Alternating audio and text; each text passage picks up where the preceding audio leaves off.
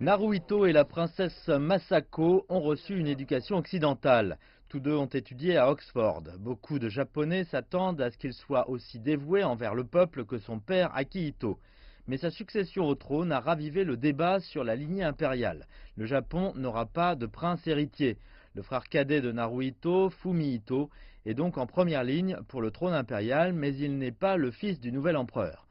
Le fils de Fumihito, le prince Hisahito, âgé de 12 ans, sera le deuxième en ligne. Il ne sera pas prince héritier à moins que son père ne monte sur le trône.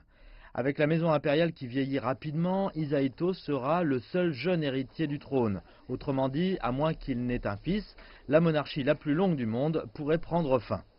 Nous avons passé la dernière décennie avec un seul prince. La situation est très grave car il est probable qu'il sera le seul héritier du trône.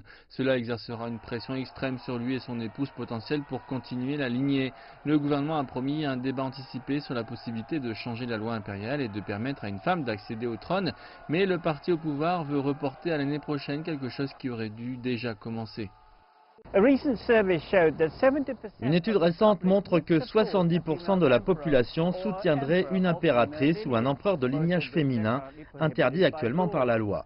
Des sources gouvernementales ont indiqué qu'elles envisageaient d'ouvrir le débat au printemps 2020. Lors de la création de la loi sur la maison impériale Meiji, de tels arguments avaient été avancés. La présence d'un époux porterait atteinte à la dignité de l'empereur féminin, car le sentiment populaire japonais et les normes sociales donnaient la priorité à l'homme.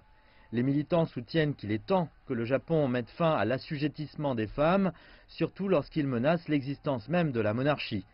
Le gouvernement s'est engagé à ce que le débat commence le plus tôt possible, mais avec l'agenda politique actuel, il semble que ce débat ne puisse pas commencer aussi tôt qu'il le faudrait.